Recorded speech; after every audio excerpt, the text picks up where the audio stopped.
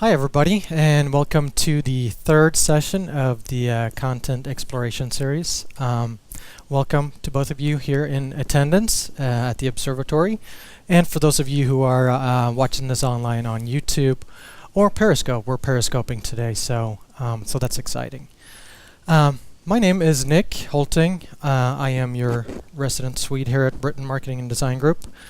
I'm also an aspiring content strategist, and I would say I'm also a delusional 36-year-old still clinging on to hopes that someone will sign me for a pro soccer contract. But anyway, so we're at Britain Marketing and Design Group. We're a creative design agency that just celebrated 10 years here. We're in Fort Wayne, Indiana, so welcome. What we're going to talk about today is we're going to talk about content planning. How to plan for the creation and sharing of exceptional content. Like I said, this is the third session of the content exploration sessions, and what they are a 12-month series that we're doing throughout 2016, centering on any form of content marketing and content strategy. So we hope that these sessions are informative and a little bit of fun, and that you can walk away with a few tools to help you be more efficient, try something new perhaps, optimize your content marketing and your structure and your processes and all that good stuff. So what is the Observatory? That's where we're at right now. The Observatory is our content creation studio. It's our real-time listening and monitoring hub. It's our creative collaborative space. It's also our command center for communication and content creation. We also have a little side room here that we call the lab, and the lab is where we do a lot of testing and create a lot of our content here for clients and for ourselves. We try to lock our creatives in there and tell them to create things, and they can't come out until they've created a cinematograph or GIF or time lapse or whatever it is. So. Some notes about notes here for those of you who follow along with us online is we're all about creating structured content here at Britain. Things that can be easily repurposed, that are evergreen in content, so to speak. That's why we have the lab in part. So for this sketchpad that we have for this session that you can download online, and for those of you here, you have it in front of you. We repurposed our April desktop calendar from our blog. We do a monthly design feature. So you can go ahead and use that. It's great for note-taking. It also has the next session's dates on it for our content exploration sessions, some of our social handles and things like that. So please go ahead and doodle away. For those of you online, you can download it at bmdg.us/sketch-pad3. So, but I'll make sure that I mention and show you the landing resource page that we have for this session as well. Hashtag Great Britain, that's us. That's what we use for as our primary mode here for internally to kind of name what fun events and fun things that we do, some of our philosophy and corporate culture here too. So for those of you who are online and such, if you have questions that you want to answer, or if you have questions you want to ask, go ahead and tag hashtag Great Britain, or you can also tweet us at BritainMDG, or if you're following our Periscope, just go ahead and ask us comments there. So I think it's time to begin a little bit here. Content planning, which is the topic of the day, starts with just an idea. Ideas are plenty, but it's really the execution that sets everyone apart. There's a reason for why some people invent things and some people just have great ideas. If you want to tell great branded stories, you have to commit to both the doing and the thinking. And that's something that we really try to push here at Britain. You have to commit to both the creative side of things and the strategy side of things. The form and the function, the beautiful and the practical. And from our standpoint, when it comes to planning, it's all about structure. Structure is the backbone of everything that we do here. Structure, whether it relates to people or to content is what allows for consistency, and we're all about consistency here. And I think consistency is a word that you will hear about a gazillion times today here throughout this session. Once we have a consistent workflow and clear governance on any project that we work on, the substance of our content follows the structure, which together create consistency. Just like that, it's content strategy magic. At least we think it is. But our consistency, it really allows for us to adapt and decipher patterns in anything that we do. It allows us to improve and become more efficient. And really, planning for successful content creation is all about creating a consistent framework that uses the best tools for your particular situation in your organization. Well, so what we're going to talk about today is 6 different steps. And these 6 different steps all begin with the editorial calendar. We will also talk a little bit about the content creation or the content production process, the publishing schedule. We'll talk a little bit about sharing and testing and tools. And hopefully some of the things that we'll mention here, is especially the tools, are some of the things that you can maybe take away from this session here. First, content cartography. It's our content marketing formula that we use. It centers on how to optimize and be efficient around the editorial process, around your content aggregation, your curation, and your content creation processes that you have in place. It lets us plan for and create engaging content that is really channel agnostic and that adhere to channel-specific user experience, while we also really focus on being super and hyper searchable by search engines. To us, content marketing and also social media marketing, and this is a quote from Gary Vaynerchuk, is that content marketing is all about, it's the equivalent of a long-term relationship or a marriage. It's not a one-night stand, and a lot of brands out there are trying to close on the first date, and that's something that's not our philosophy. It's about a long-term reciprocal relationship. Content cartography is also about our lifelong quest of naming things. We love naming things here at Britain because it's fun, but also because when you create a name for something, it kind of adds power to a word or to a phrase or to a sentence. Because it allows you to pack a lot of information into a little space, creating a kind of a terminology infrastructure that we can use internally and externally to quickly cut through some clutter. So we love naming things. So let's jump into it here with talking about the editorial calendar. For us, many moons ago, the world was a little bit of a different place. Before hoverboards started exploding, when Trump was just a businessman and a British fart, before the rise and fall of Meerkat, over two and a half years ago, we were so young, and we started here at Britain with only an idea and an Excel spreadsheet, and that was our editorial calendar. We also had executive buy-in. Which is crucial when you are attempting something that is long term. So we planned, and we failed, and we had some wins, and we tested, and we did all these things. But we had a plan. We had a blueprint, and from that plan and from that blueprint, now we're here. We have had some multiple digital awards. We have a dedicated content creation studio here. We have some new exciting clients. But most of all, we have experience from failing all these times and failing fast. We have experience from doing all the testing. We have experience from really knowing how to optimize organic content through creating structured frameworks, through planning. We've kind of evolved here.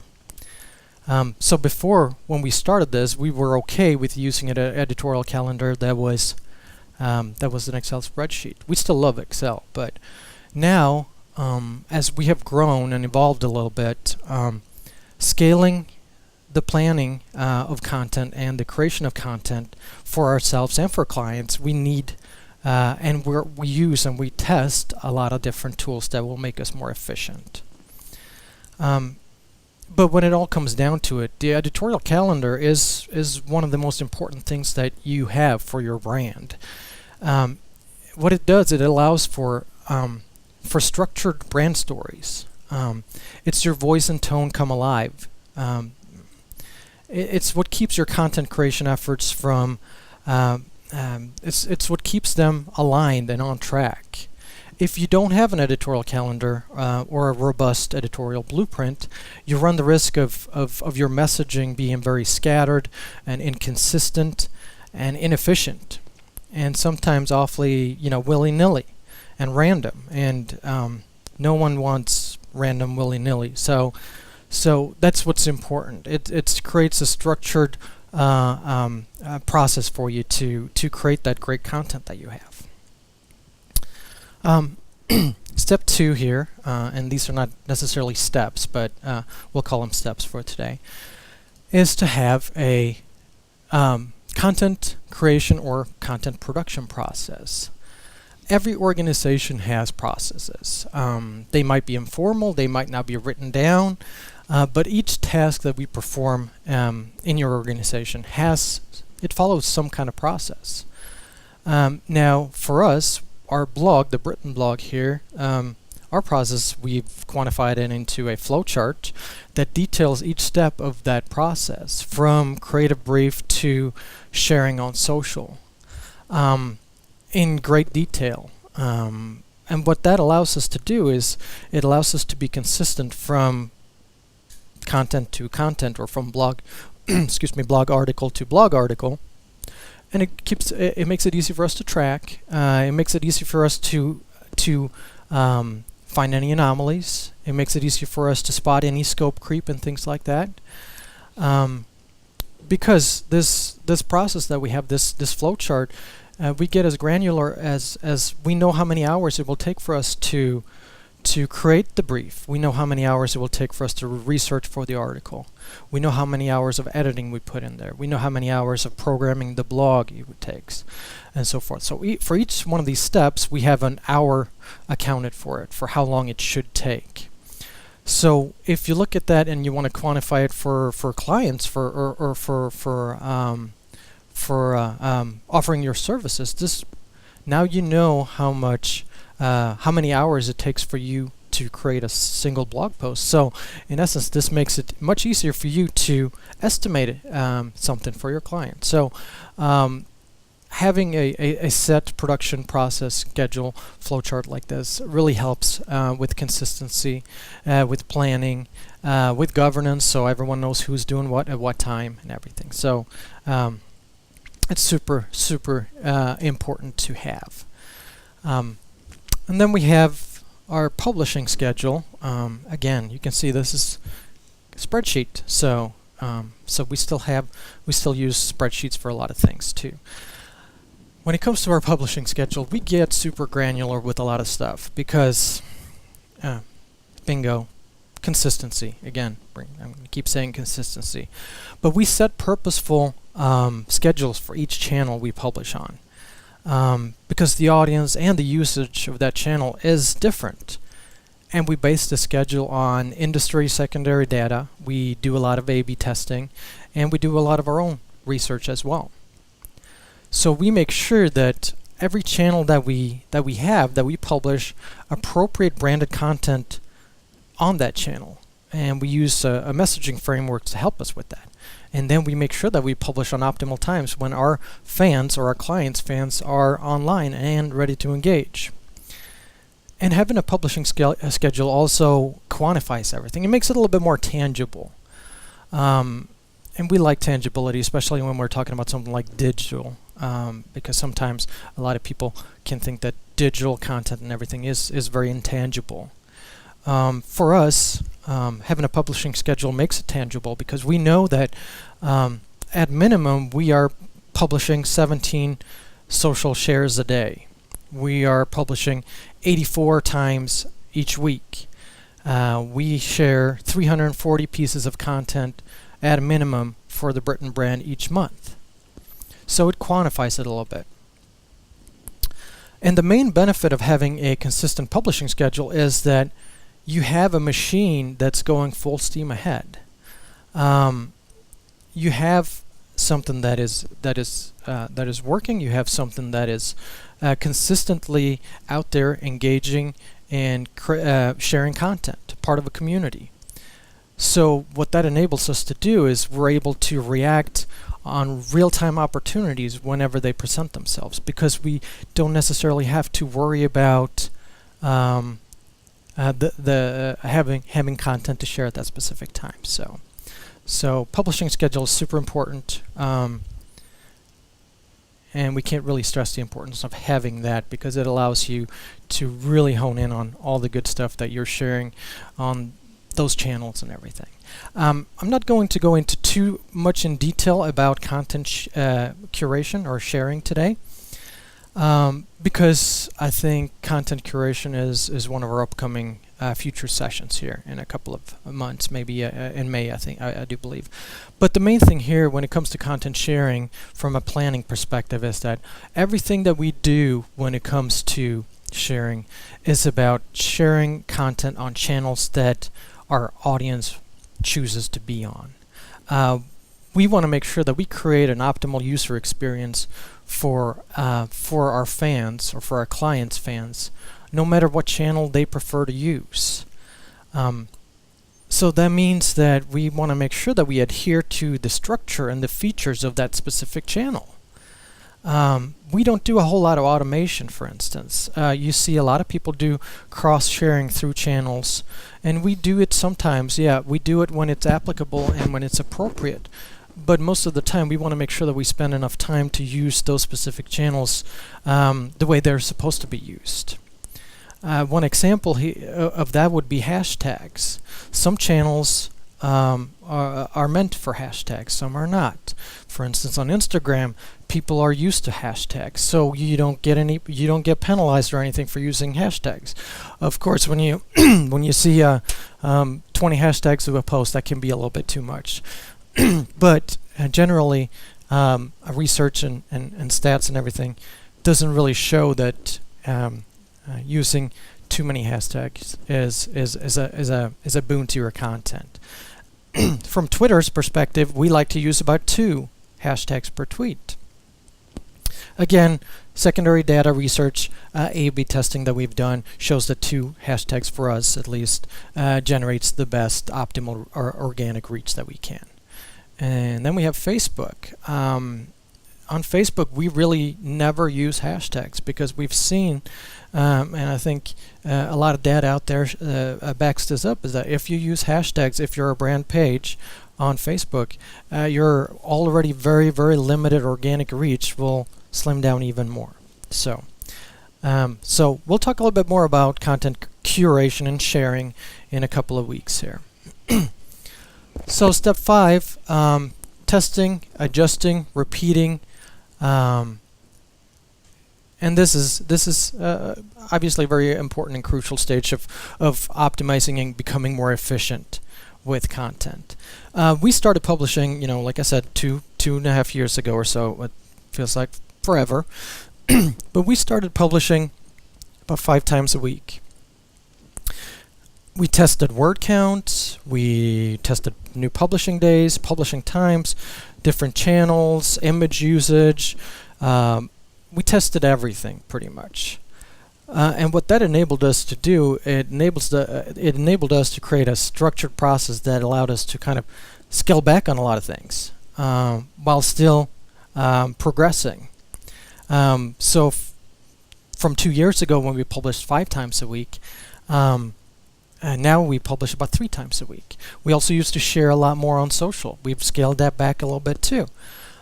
Yet our metrics keep increasing because of the content that we are sharing and when we're sharing it and what channel we're sharing it on, which is very purposeful and driven by this research and testing that we've done. From just starting the content marketing strategy that we did. We were scrounging to get about 500 page views the first couple of months. Now we get over 4,000 per week. So incredible progression we've seen. So and what can really, excuse me, I'm going to drink some water. And why does that matter so much? Well, it matters because we have figured out that you have to test and you have to make sure that you publish on the right times with the right type of content, with the right word count and all that good stuff, because it all matters. If we look back at our production process flowchart that I showed here a couple of slides ago, when we quantify how many hours that takes, say it takes us 20 hours to create a blog post. If we go from 5 blogs to 3 blogs, that's 40 hours that we're saving on just blog creation. That's 40 hours of build. That's 4 hours of capacity. That's 40 hours of research or resources, and that's a whole lot of saving while we're still producing content that is greater than before. So we're still increasing our organic reach while we're scaling back on the amount of content we're sharing, that's what optimization is all about. It's finding that sweet spot where your content is highly super searchable and is highly engaging on social. So that's the really exciting part. So let's briefly talk about some tools and resources and platforms. Like I said, we started using Excel and we still love spreadsheets, and I'm a content strategist, so spreadsheets like my number one friend, which sounds very sad, but it is. We love spreadsheets. We also love Google. We've used a lot of the Google apps. Right now this presentation that we use is actually using Google Sheets. So we're super excited about the Google app system as well. Right now we use, for our content creation and editorial management process, we use a platform called Gather Content. We really love Gather Content because it allows us to really structure our content. We can be really customizable with workflows, with processes, with timelines, and all that good stuff. So with permissions, so we really like that. Gather Content also another thing that, and no, they're not a sponsor of this, but it also allows you to create micro content, which is really good. Say if you have a stable of freelancers that you want to help, that you hire to help you create content. And you use the platform and you use an online platform to collaborate. Gather Content allows you to use micro content to steer them and give them the direction that they need in order to really create successful content for your brand or for one of your clients. So we're really happy with that right now. Some other tools that we've seen and used and tested, DiviHQ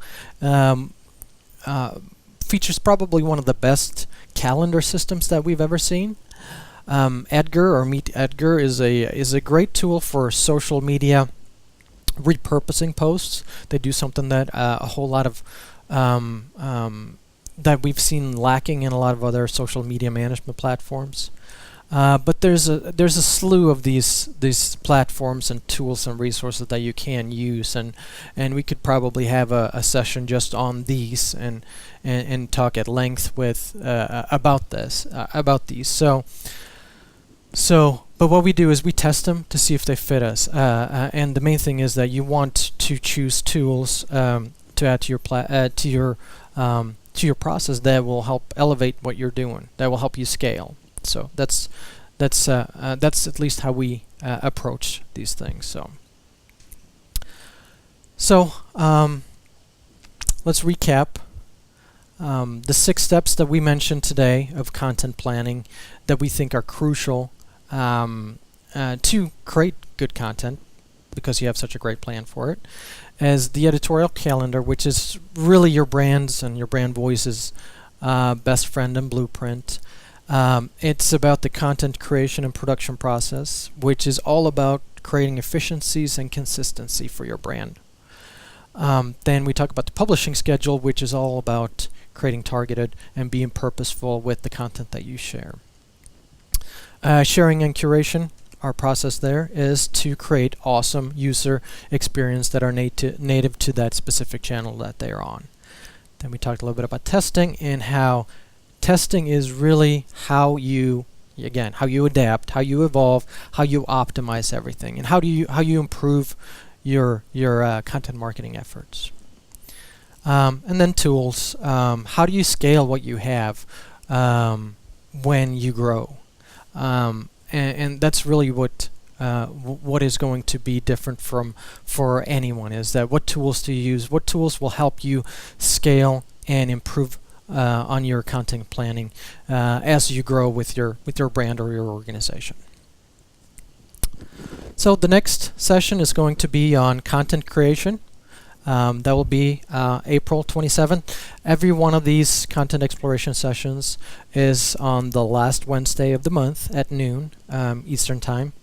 And when we talk about content creation next month, we'll talk about different content types, the content direction, messaging frameworks, templates, other tools and resources, and all that good stuff. So. Again, content exploration sessions run through 2016. Some of these sessions might be subject to change a little bit, but this is what we have in store right now. Content creation coming up, and then content curation, the sharing one, comes up in May. So keep an eye out for that one. Okay, so we're at the portion. If you have any questions, this would be the time. If not, we're going to go ahead and keep going. But anything? Okay, we got a quiet bunch here today, so that's okay. If you have any question, if you're not live streaming this, and if you want to go ahead and ask us anyway, we're on Twitter at BrittonMDG. So or go ahead and tag #GreatBritain. We also create a resource landing page for each one of these sessions, so you can revisit it after this live stream if you want to. On this landing page, we do have the sketchpad that I mentioned earlier. We have the presentation deck for you. We have our newsletter sign up if you want to go ahead and follow us that way. And we have a lot of different links and such to some of the blog articles that we've written about content marketing. And of course, we have links to our previous two sessions, which were about content discovery and content aggregation. And the first one was about content strategy versus content marketing. So for those of you who can't see the URL right now, the URL is bmdg.us/content-exploration-session-3. So doesn't sound like a short URL, but it kind of is, I guess. So, but we'll make sure that we share this URL on all of our social channels today as well. So if you missed that. Other than that, thank you for watching. We'll see you again April 27th. And we'll talk about content creation. All right, thank you very much.